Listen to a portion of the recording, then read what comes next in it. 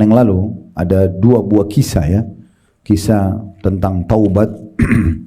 Yang lain atau yang terakhir kita ceritakan tentang kisah Ka'ab bin Malik radhiyallahu anhu pada saat beliau taubat nasuha setelah diboikot kurang lebih 53 hari karena tidak hadir di perang Tabuk. Sebuah kisah yang sangat menyentuh. Lalu kemudian dia taubat dengan tulus dan yang menyelamatkan dia kejujuran. Dia jujur, tidak bisa ikut peperangan karena memang dia lalai dan dia tidak mau berbohong, tidak mau mencari alasan, tidak mau berdusta di hadapan Allah dan Rasulnya, maka Allah pun menerima taubatnya. Dan ini sudah panjang lebar kita jelaskan. Sekarang kita masuk kisah kita yang ketiga, kisah-kisah dari orang-orang yang taubat, yaitu taubatnya orang yang membunuh 99 jiwa.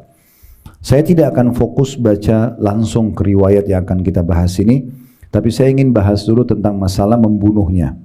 Membunuh bagian daripada dosa besar, baik itu membunuh diri sendiri atau membunuh orang lain, baik itu secara langsung merusak fisik atau hanya sekedar penyebab saja ya.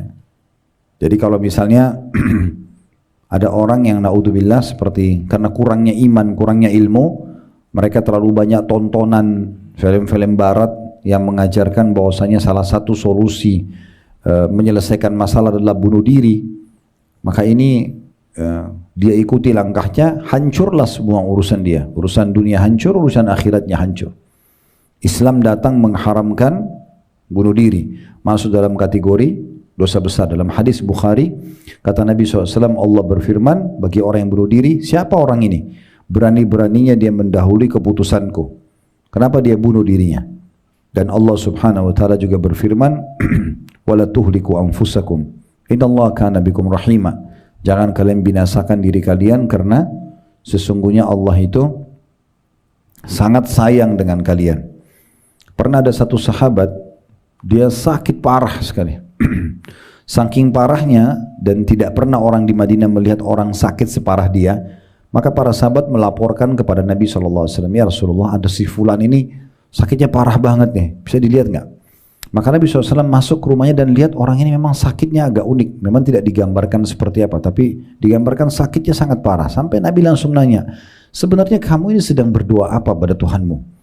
Maka dia mengatakan, orang yang lagi sakit bilang, ya Rasulullah, saya berkata kepada Allah, ya Allah, kalau seandainya ada hukuman dari dosa-dosa yang pernah aku lakukan yang kau siapkan di akhirat dari dosa itu, maka segerakan di dunia. Karena aku tidak ingin disiksa di akhirat. Karena permintaan doa itu, maka dia dihukum oleh Allah dengan penyakit yang sangat berat.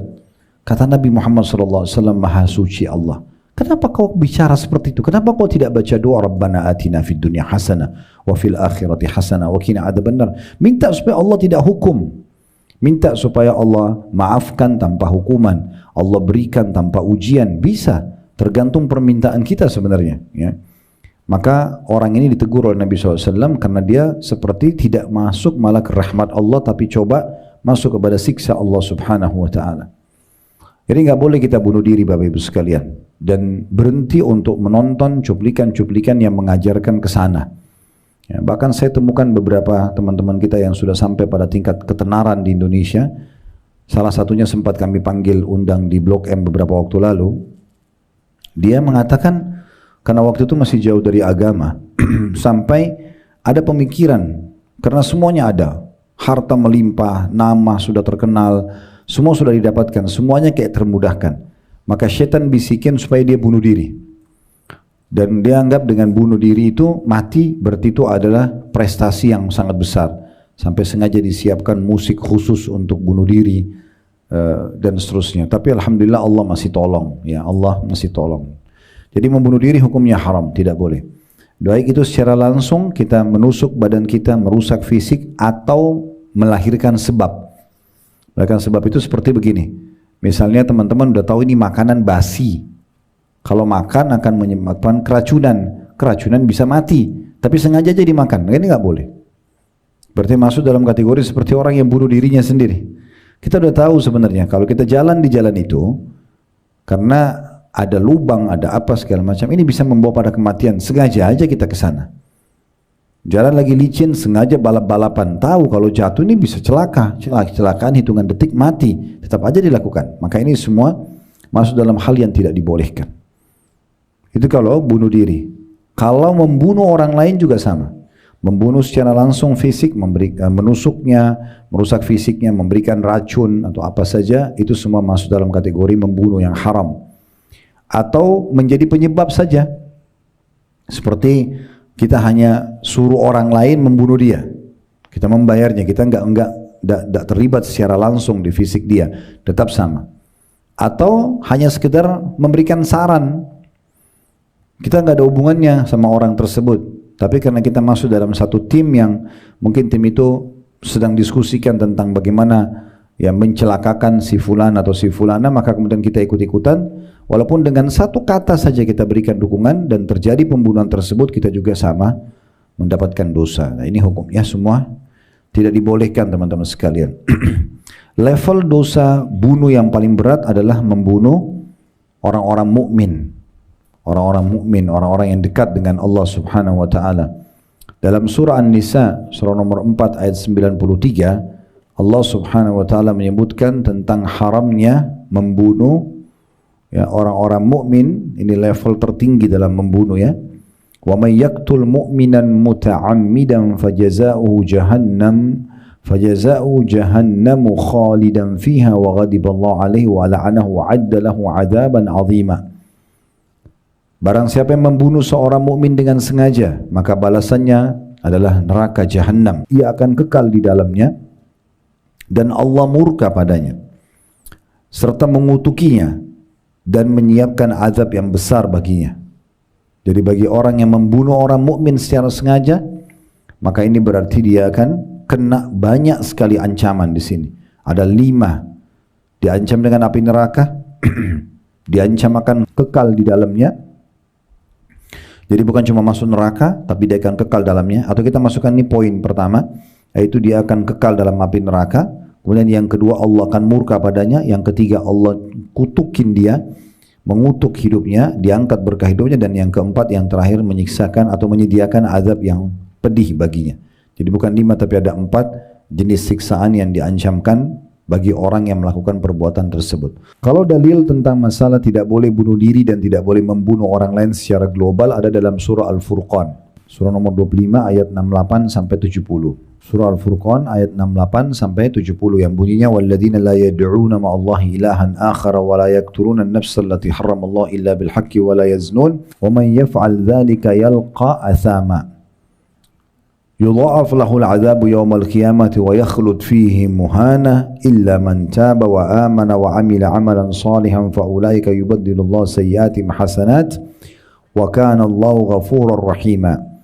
Dan orang-orang yang tidak menyembah Tuhan yang lain beserta Allah, tidak syirik dan tidak membunuh jiwa yang diharamkan oleh Allah untuk membunuhnya.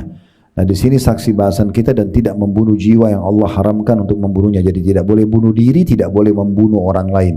Atau tadi saya sudah jelaskan di awal menjadi penyebab, itu semua tidak boleh kecuali dengan alasan yang benar. Apa maknanya alasan yang benar? Kalau misalnya kita diserang oleh perampok lalu kita bela diri ya, kemudian kita dibunuh, maka itu tidak masalah. Nah, itu tidak masalah. Kita bisa membela. Atau misalnya seorang pelaku kriminal lalu dihukum mati, kena hukuman mati oleh pemerintah setempat, maka itu juga masuk kategori yang tidak dalam ancaman ini. Kemudian juga orang yang tidak berzina, barang siapa yang melakukan salah satu dari 3 tadi, syirik, membunuh atau berzina, niscaya dia akan mendapat balasan dosanya, yaitu akan dilipat gandakan azab untuknya pada hari kiamat dan dia akan kekal dalam azab itu kalau dia tidak sempat taubat dalam keadaan terhina, kecuali orang-orang yang bertaubat lalu diikuti taubatnya dengan beriman dan mengerjakan amal saleh. Maka kejahatan mereka, dosa-dosa yang pernah mereka lakukan, ya diganti oleh Allah dengan kebaikan. Dan Allah Maha Pengampun lagi Maha Penyayang. Nah, ini poin penting untuk digarisbawahi ya. Kalau Allah Subhanahu wa taala itu akan menerima taubat hamba-hambanya, ya, walaupun seberat apapun dosa yang dilakukan, asal dia mau kembali maka Allah akan maafkan. Kalau tidak berarti ancaman konsekuensi hukumannya ada. Kemudian juga Allah sebutkan dalam surah Al-Maidah surah nomor 5 ayat 32 tentang larangan bunuh diri atau membunuh ini. Man qatala nafsan bighairi nafsin aw fasadin fil ardi faka'annama qatala an-nasa jami'an wa man ahya faka'annama ahya an-nasa jami'an. Barang siapa yang membunuh seseorang manusia bukan karena orang itu membunuh orang lain atau bukan karena membuat kerusakan di muka bumi, maka seakan-akan dia telah membunuh manusia seluruhnya. Jadi kalau ada orang yang membunuh orang lain atau penyebab orang lain mati, maka dia kena dosa seperti membunuh semua manusia, padahal yang dibunuh cuma satu. Ya. Dan barang siapa yang memelihara kehidupan seorang manusia, dia menyelamatkan satu nyawa.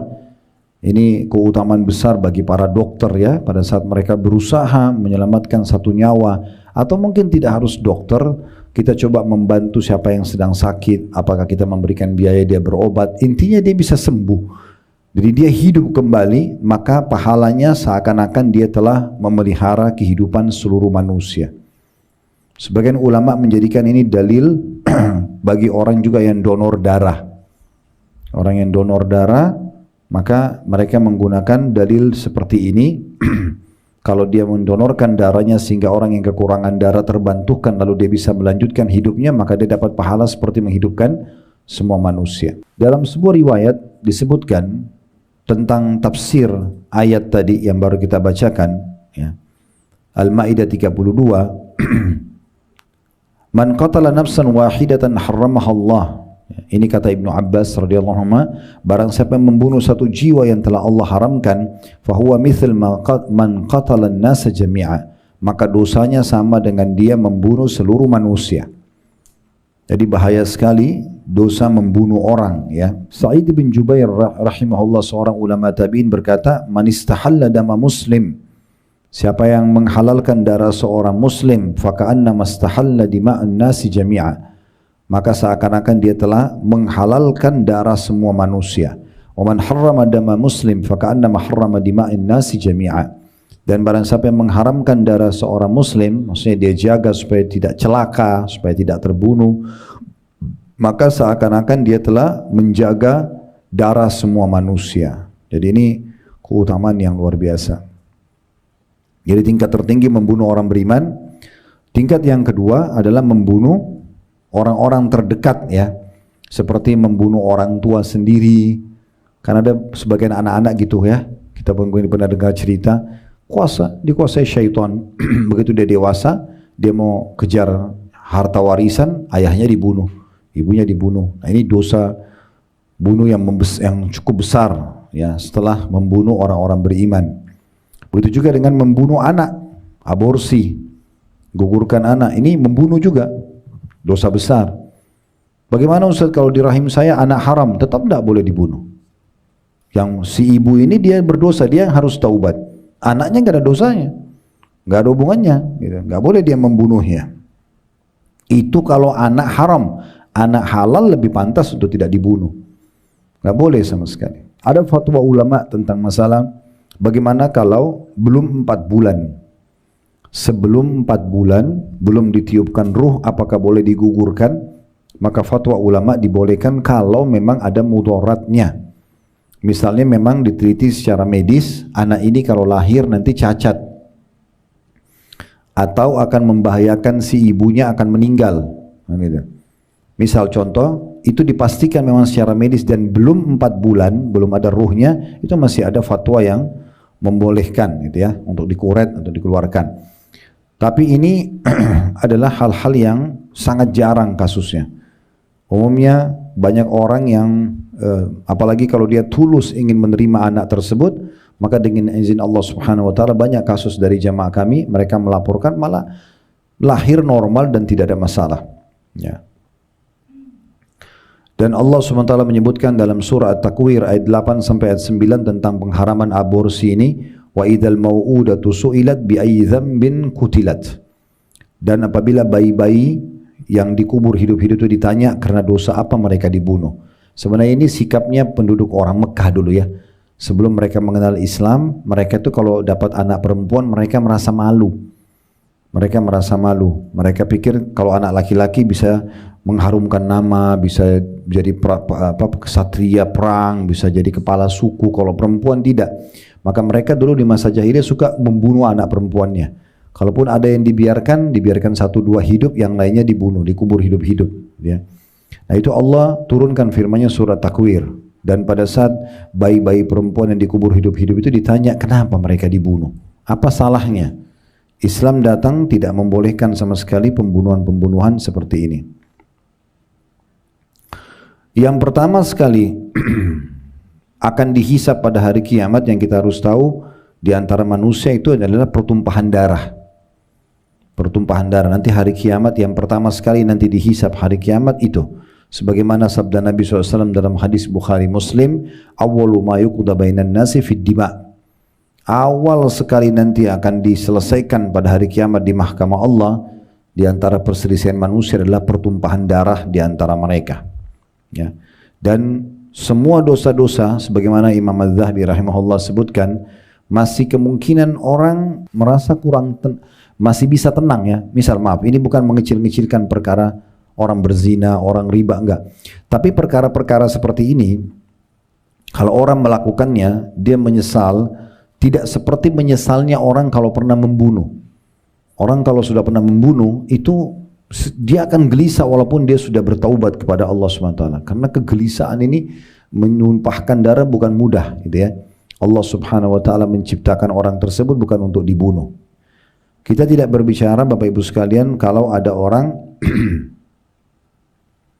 yang sengaja mau membunuh kita, menyerang kita lalu kita membela diri, itu berbeda. Karena pernah dalam sebuah riwayat ada satu orang sahabat yang berkata, ya Rasulullah, kalau seandainya saya punya harta, kemudian mau dirampok oleh seseorang, apa yang saya lakukan? Kata Nabi SAW, perangi dia, lawan orang itu. Orang ini lalu mengatakan, ya Rasulullah, kalau saya membunuhnya, kata Nabi SAW, kau tidak berdosa, karena hartamu mau diambil, perampok. Ya. Lalu kata orang tersebut, bagaimana kalau saya dibunuh? Kata Nabi SAW, engkau akan mati syahid. Engkau akan mati syahid. Itu berbeda kasusnya. Ya. Tetapi selain daripada ini tidak boleh sama sekali kita masuk ke bab ini. Nah saya pernah jelaskan ini waktu kami jelaskan kajian dosa-dosa besar di blog yang biasanya kayak Rabu malam, ya kayak malam ini insya Allah. Itu penjelasan tentang apapun yang bisa mengantar pada kasus membunuh, maka bisa sangat dekat dosanya dengan dosa membunuh itu. Jadi nggak boleh kita buka. Termasuk sukanya orang bertengkar dan berkelahi. Ya. Jadi saya sering kasih masukan kepada jemaah, kalau ada yang mengajak Bapak Ibu untuk selalu mau ribut, tinggalkan aja. Nggak usah dilayani. Orang yang suka ngajak bertengkar, ribut itu nggak usah dilayani. Tinggalkan saja. Mau dia bilang kita pengecut, mau dia bilang kita tidak usah. Karena kita nggak bisa kontrol pada saat emosi. Kalau kita layani, awalnya pertengkaran tulisan atau lisan, lama-lama akan main tangan. Kalau orang sudah pukul-pukulan, jambak-jambakan, ini sudah berbeda. Emosi sudah tidak terkontrol, bahkan nanti bisa pada tingkat membunuh, kan gitu. Otomatis orang tidak sadar. Kalau sampai dia sudah kesakitan oleh rivalnya, mungkin dia pegang batu, mungkin dia pegang pisau, mungkin dia akan bunuh orang lain. Makanya Nabi SAW mengingatkan penting sekali, ya. Kata Nabi SAW, idal taqal muslimani bisayfihima fal qatilu wal maqtulu finnar. Kalau dua orang, ya, saling bunuh membunuh, maka yang membunuh dan yang dibunuh di neraka. Yang membunuh dan yang dibunuh di neraka. Maka salah satu sahabat mengatakan, ya Rasulullah, hadal qatil fama balul maqtul. Wahai Rasulullah, orang yang membunuh kami faham, wajar dia masuk neraka karena dia membunuh. Bagaimana kami memahami orang yang terbunuh, kenapa juga masuk neraka? Kata Nabi SAW, innahu kana harisan ala qatli sahibihi. Karena sebenarnya yang terbunuh itu juga sudah niat ingin membunuh rivalnya, kebetulan dia lebih dulu terbunuh. Karena orang kalau sudah saling serang menyerang itu susah sekali. Masuk dalamnya masalah tawuran. Tawuran itu jadi haram. Karena sangat dekat dengan membunuh, kan gitu. Sangat dekat dibunuh. Atau dia juga membunuh dirinya karena dia sengaja masuk ke satu perkelahian yang dia bisa dibunuh, kan gitu. Maka itu semua adalah perbuatan-perbuatan yang haram yang tidak boleh sama sekali. Ya. Kemudian baru masuk kasus tentang jenis pembunuhan selanjutnya, membunuh orang-orang kafir yang dalam kesepakatan damai. Diistilahkan dengan mu'ahad. Ya, kenapa di Indonesia orang-orang non-Muslim aman-aman? Karena memang selain peraturan negara kita, memang dalam Islam tidak boleh kita ganggu orang kafir, nggak boleh. Kalau orang kafir yang tidak ada masalah sama umat Islam, nggak boleh diganggu. Nggak boleh kita sengaja ini tetangga sebelah orang kafir matiin aja lampunya, ambil aja hartanya, nggak boleh, haram dalam Islam. Nggak boleh kita ganggu mereka. Makanya pada saat ada orang yang membawa-bawa jihad, membawa-bawa Islam, lalu membom kayak kemarin itu kasus di Marriott, di Bali, tidak ada satupun ulama yang dukung masalah ini. Nggak akan mungkin MUI misalnya atau para dai-dai di Indonesia lalu mengatakan, oh itu benar. Nah, semua menyalahkan itu. Jadi itu tidak benar membawa nama Islam, membawa nama jihad, itu nggak benar. Nggak ada itu. Membunuh orang dengan alasan mereka orang kafir tanpa peperangan itu nggak mungkin. Nah, ini namanya orang-orang kafir zimmi atau mu'ahad, orang yang dalam kesepakatan damai dengan umat Islam atau dilindungi oleh pemerintah Islam.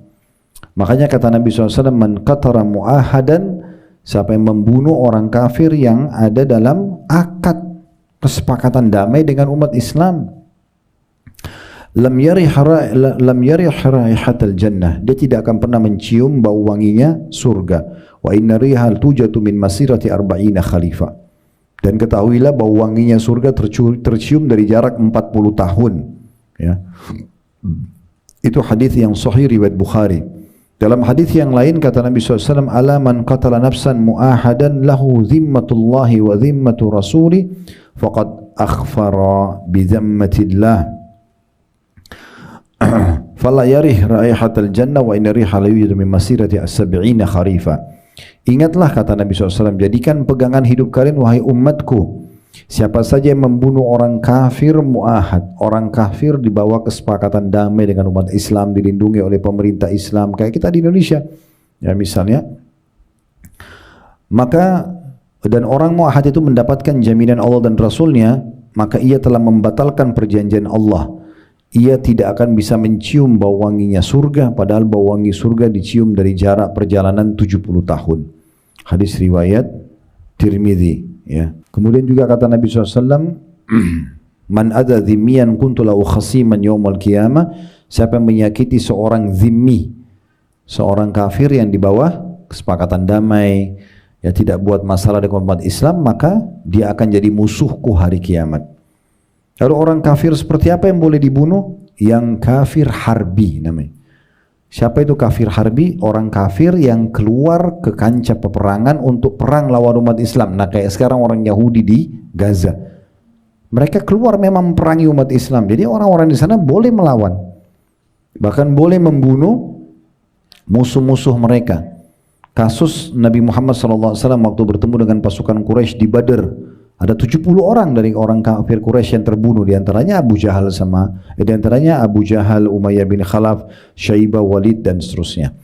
Begitu juga pada saat mereka datang ke Uhud, mereka akan menyerang Madinah, terbunuhlah dari orang-orang kafir Quraisy juga puluhan orang. Atau mereka keluar di perang Khandaq atau Ahzab, juga ada di antara mereka yang jadi korban peperangan, gitu kan? Itu berbeda karena mereka terhitung kafir harbi. Itu pun dalam Islam, ingat penting sekali.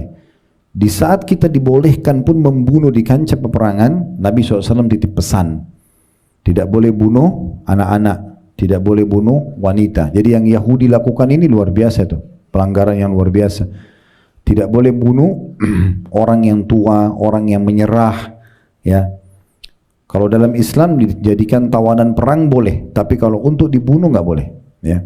Nggak boleh rusak fasilitas umum, nggak boleh bunuh hewan-hewan, nggak ada mutilasi dalam Islam. Tidak boleh membakar fisik. Kata Nabi SAW, jangan kalian membakar, karena yang boleh membakar hanya pemilik api itu saja. Maksudnya Allah Subhanahu Wa Taala. Jadi nggak boleh. Jadi dalam Islam itu kita kalau berhadapan sama musuh, tusuk dia mati, selesai.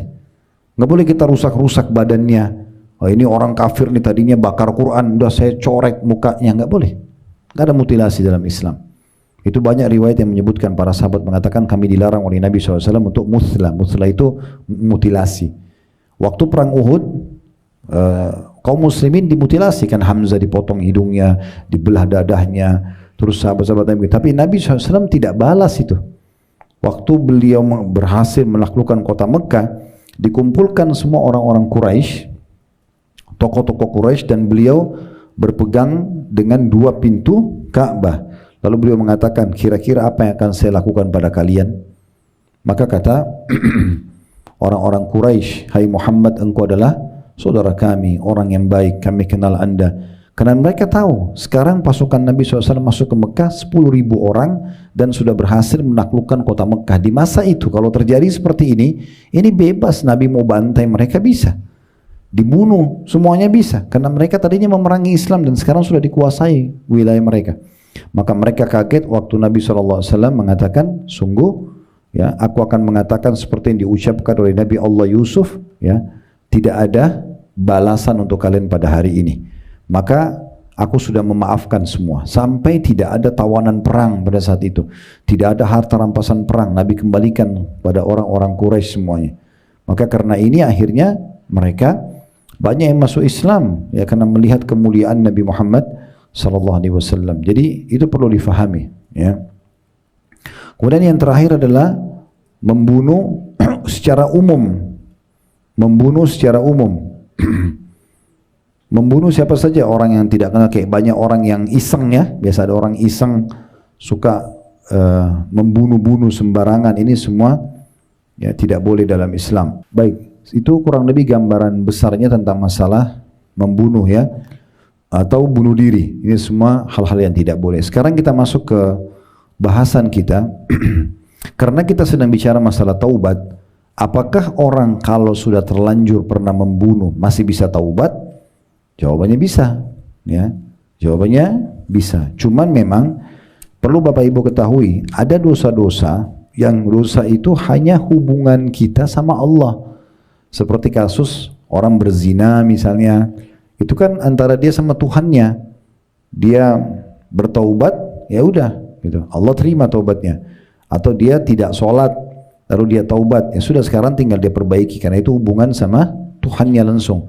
Kalau dosa itu berhubungan dengan makhluk, makhluk ini berarti seperti orang perusakan citra misalnya, ya, kayak gunjing, fitnah, ya, mencaci maki, ini kan perusakan citra. Maka ini harus taubat kepada Allah, taubat nasuha, karena itu dosa besar, sekaligus minta maaf kepada pemilik hak. Kalau pemilik hak itu memaafkan langsung, ya sudah, saya pernah menggunjing Anda, saya pernah fitnah Anda, tolong maafin saya. Ya sudah, saya sudah maafin, alhamdulillah, selesai. Tapi kalau dia kasih syarat misalnya, saya mau maafin tapi dengan syarat kamu harus perbaiki nama saya, maka kita harus ikuti syaratnya. Kalau tidak, maka dia akan tuntut nanti hari kiamat. Itu perusakan citra. Atau pengambilan benda, mencuri, ya, manipulasi data.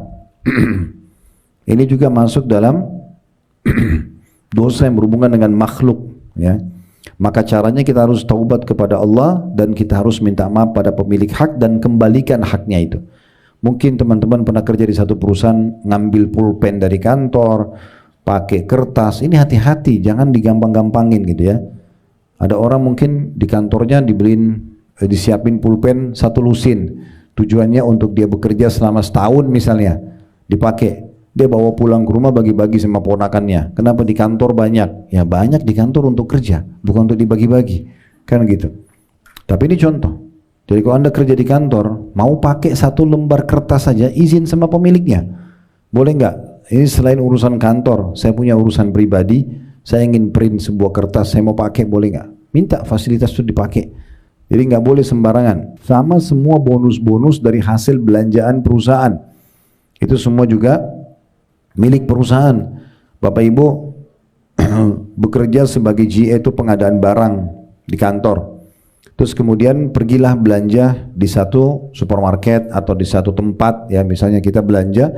Nah kemudian pada saat Bapak Ibu belanja, karena belanjaannya banyak, kemudian kita dapat bonus payung, baju kaos, apalah, dapat diskon. Itu punya siapa? Punya kantor, bukan punya Bapak Ibu gitu, ya. Jangan anggap itu hadiah buat kita lalu kita bawa pulang, itu nggak bisa. Itu punya kantor, nggak boleh, ya. Ini hukumnya semua haram. Nah ini kalau ini terjadi, taubat kepada Allah, minta maaf, minta keridhaan kepada pemilik barang, kemudian kembalikan, gitu kan.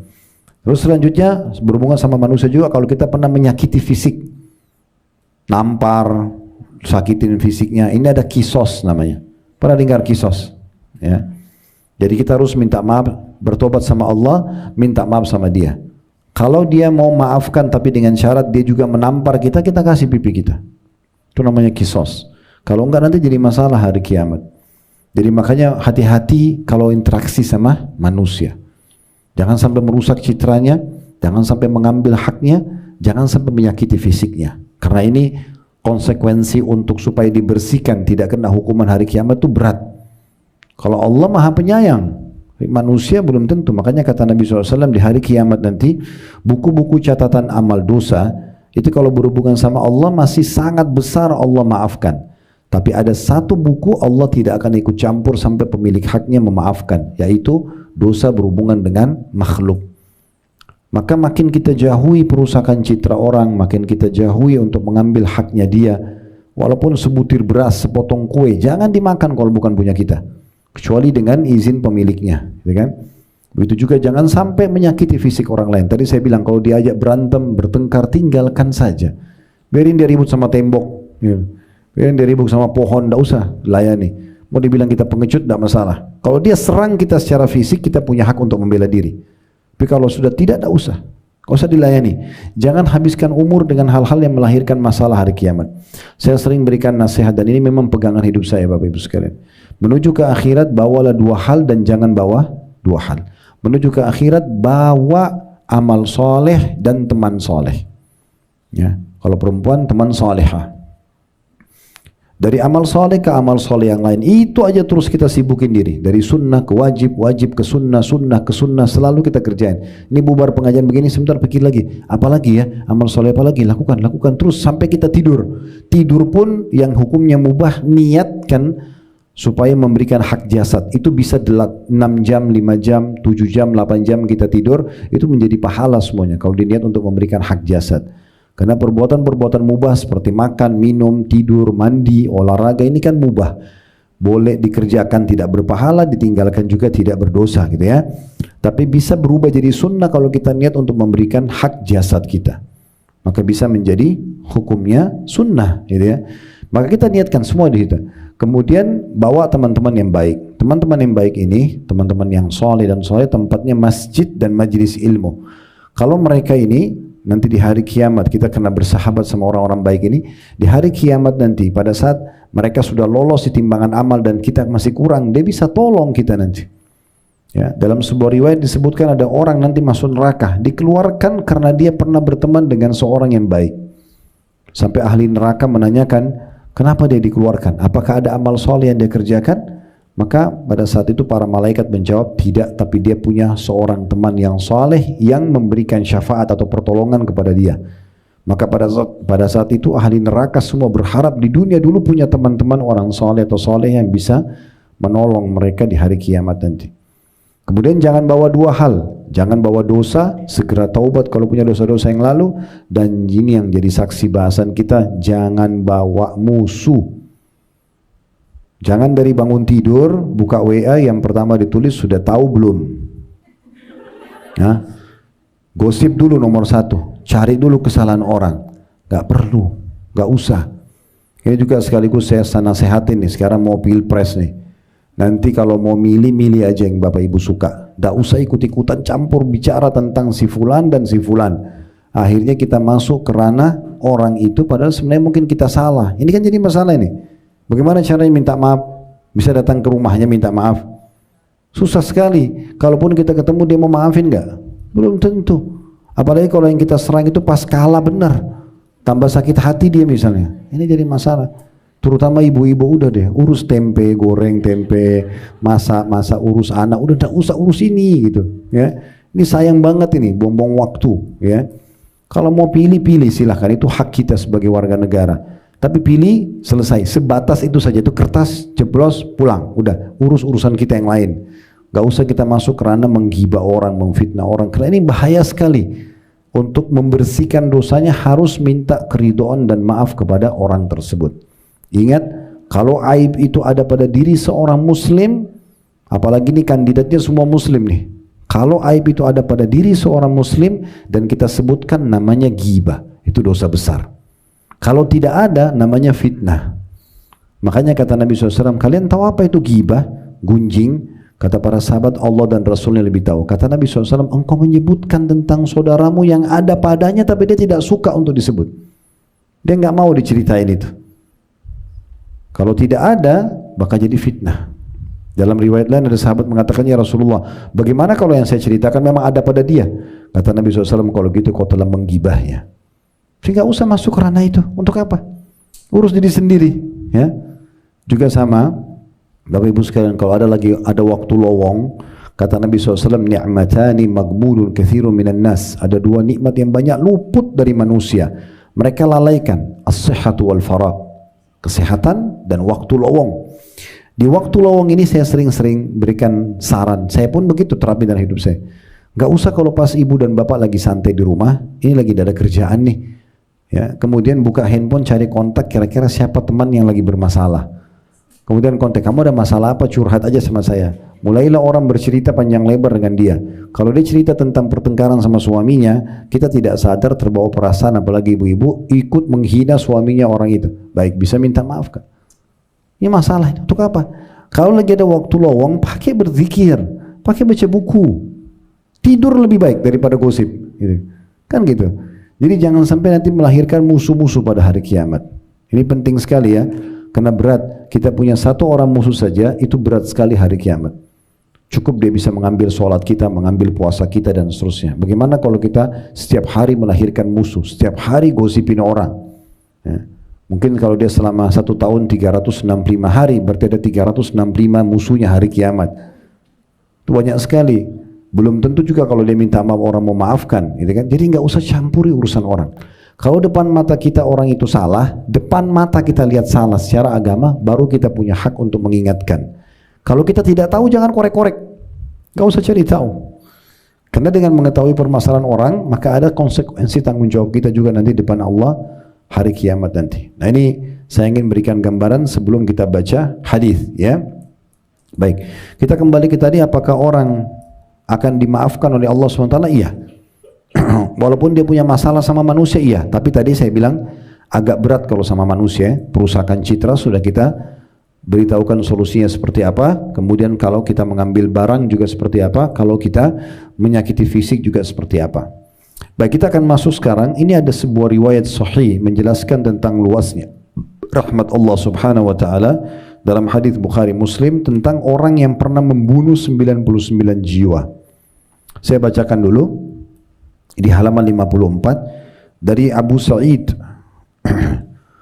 Sa'ad Ibn Malik bin Sinan Al-Khudri radhiyallahu anhu, bahwasanya Nabi SAW bersabda, "Kana fi man kana qablakum rajulun qatala 99 nafsa فسأل عن أعلم أهل الأرض فدل على راهب فأتاه فقال إنه قتل 99 نفسا فهل له من توبة فقال لا فقتله فكمل به 100 ثم سأل عن أعلم أهل الأرض فدل على رجل عالم فقال إنه قتل 100 نفس فهل له من توبة فقال نعم ومن يحول بينه وبين التوبة انطلق إلى أرض كذا وكذا فإن بها أناس يعبدون الله تعالى فاعبد الله معهم ولا ترجع إلى أرضك فإنها أرض سوء فانطلق حتى إذا نصف الطريق أتاه الموت فاختصمت فيه ملائكة الرحمة وملائكة العذاب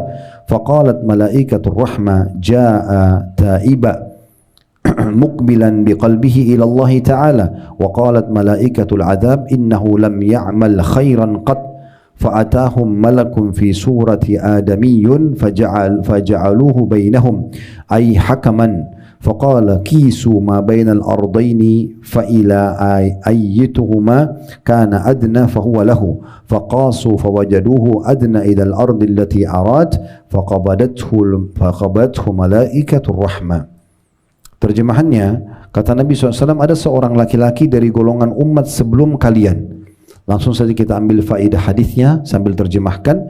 Faedah pertama adalah kita boleh mengambil pelajaran dari kisah umat-umat sebelum kita. Ya, seperti kisah tentang umat Nabi Musa, umat Nabi Isa, umat Nabi Ibrahim, dan seterusnya. Maka Nabi SAW menukil ada kisah orang sebelum kalian. Ini berarti pelajaran pertamanya. Kemudian telah membunuh 99 orang. Lalu dia bertanya kepada orang yang paling alim di muka bumi. Maka ia ditunjukkan kepada seorang rahib. Ini pelajaran yang kedua. Pentingnya seseorang kalau bertanya agama itu kepada ahlinya. Jadi orang yang membunuh 99 jiwa ini Bapak Ibu sekalian datang kepada seorang rahib. Diistilahkan rahib ini adalah orang yang suka ibadah tapi dia tidak punya ilmu agama. Jadi kalau kita mau ibadah itu harus diikuti dengan ilmu ya. Percuma kalau Bapak Ibu rajin ibadah tapi tidak ada dasarnya. Percuma, sia-sia saja. Ya, saya berbagi kisah dulu di sini. Di zaman Hasan Basri rahimahullah, seorang ulama tabi'in, pernah selepas asar kayak kita sekarang, begitu selesai beliau mengimami sholat, kemudian ada satu orang di saf berdiri, saf laki-laki, lalu orang itu sholat sunnah. Habis asar, kan sudah tidak ada sholat sunnah habis asar. Di awal-awal Islam dulu ada. Setelah itu ada larangan, ya, karena iblis mengeluarkan tanduknya selepas subuh sampai terbit matahari dan selepas asar sampai terbit matahari. Makanya kita tidak ada sholat ba'diyah subuh, tidak ada ba'diyah asar, gitu kan. Tapi orang ini sholat sunnah. Begitu selesai 2 rakaat, Hasan Basri ingin menegur orang ini. Ingin menegur dia, tapi rupanya dia berdiri sholat lagi. Terus saja orang itu sholat sampai 8 rakaat. Setelah 8 rakaat, Hasan Basri berdiri lalu pegang tangannya, tanya, kamu ini sholat apa? Dengan santainya orang itu, bahkan dengan sedikit emosi dia mengatakan, apakah Allah akan menghukum saya karena saya sholat? Kan saya niatnya baik. Saya sholat kok, masa Allah marah? Gitu kan? Maka Hasan Basri menjawab dengan ilmu yang benar.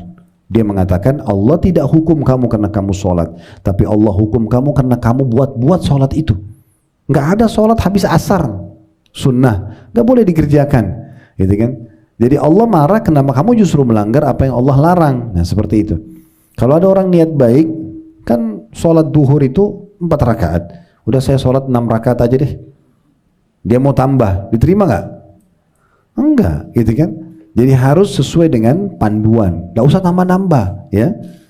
Oleh karena itu selalu berlandaskan dengan ibadah yang ada dalilnya, sudah pasti akan diterima oleh Allah Subhanahu Wa Taala. Nah ini bahayanya orang kalau ahli ibadah tapi tidak punya ilmu, apalagi kita bertanya agama kepada dia, dia akan menyampaikan fatwa yang salah. Nah ini pelajaran kedua dari hadis. Perhatikan. Orang ini menanyakan kepada seseorang, siapa orang yang paling pintar di muka bumi, ditunjukkan kepada seorang rahib. Orang suka ibadah tapi nggak punya ilmu. Ya, mungkin dia sholat, mungkin dia ibadah, tapi dia tidak tahu benar atau salah ini yang dia kerjakan. Maka orang ini berkata, pada saat menemuinya, ia mengatakan telah membunuh 99 orang. Apakah ada taubat untuknya? Maka si rahib ini atau abid ini, orang yang ahli ibadah tapi nggak punya ilmu, dia mengatakan tidak ada. Kok orang sudah bunuh 99 mana bisa diterima taubatnya?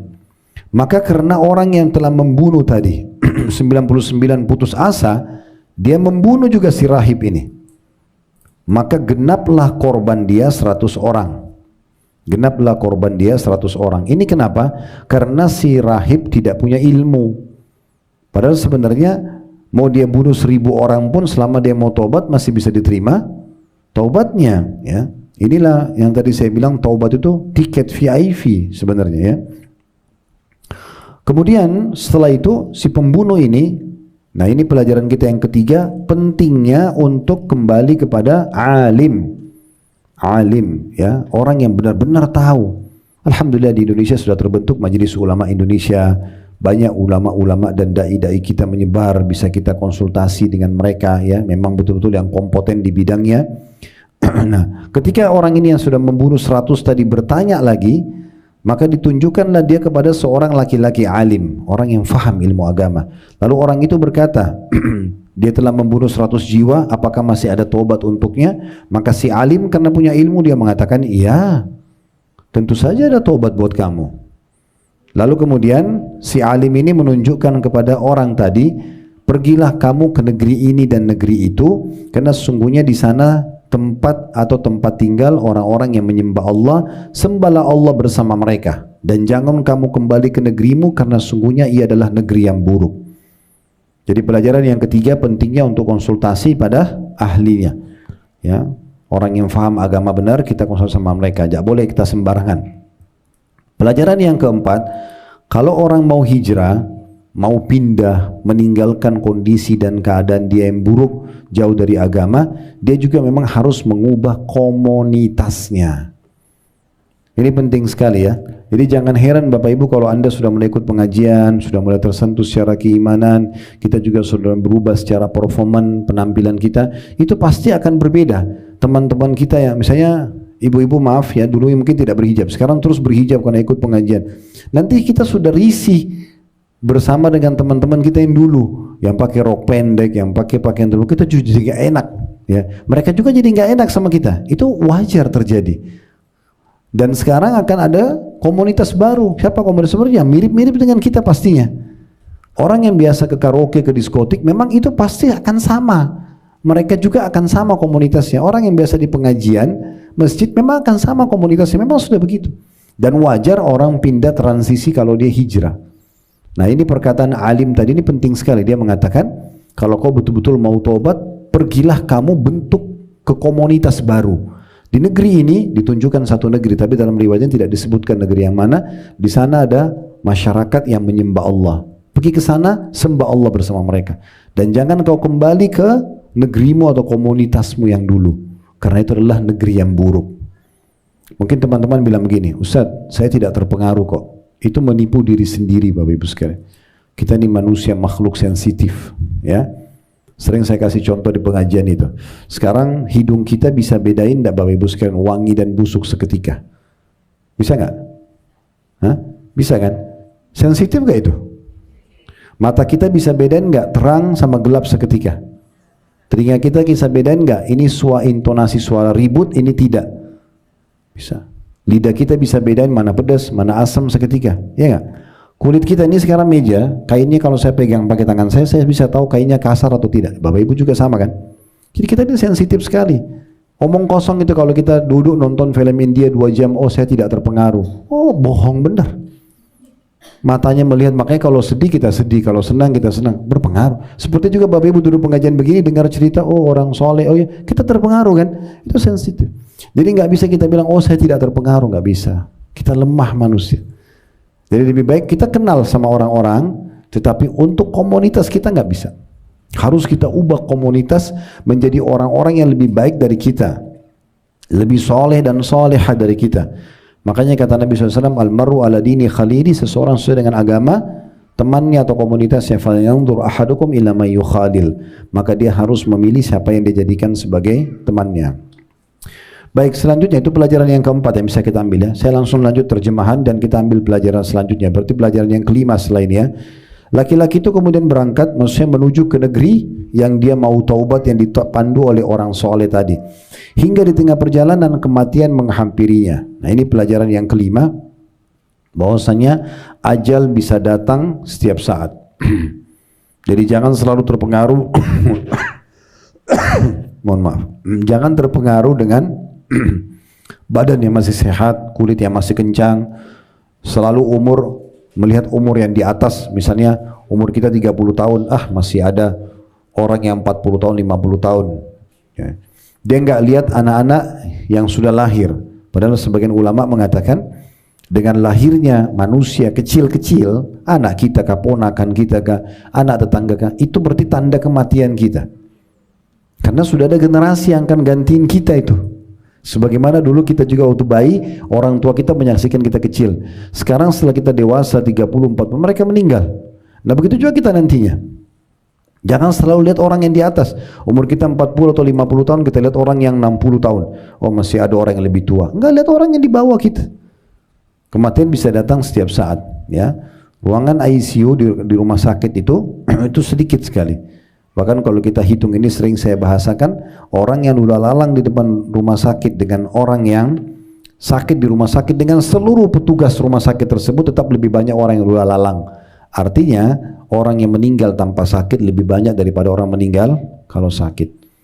Itu pun kalau ada orang sakit, siapa yang pernah nyangka Bapak Ibu sekalian dia kayak punya tahapan kemudian baru dia sakit ke depannya? Enggak, kadang-kadang kita tidur sehat bangun flu. Ya. Orang keluar sehat, dia tidak tabrakan, dia bawa mobil bagus, rapi, tapi dia ditabrak. Banyak kejadian. Jadi setiap saat bisa datang kepada dia. Ini pelajaran penting yang harus kita ketahui. Makanya kata Nabi SAW, kafa bil mauti dzakira. Cukuplah mati menjadi peringatan bagi seseorang agar dia berhati-hati dengan sikap dan perbuatannya. Ini pelajaran kelima. Pelajaran yang keenam, kalau orang meninggal, maka kalau dia orang beriman akan didatangi oleh malaikat rahmat atau kasih sayang. Kalau dia orang kafir maka akan ada malaikat penyiksa.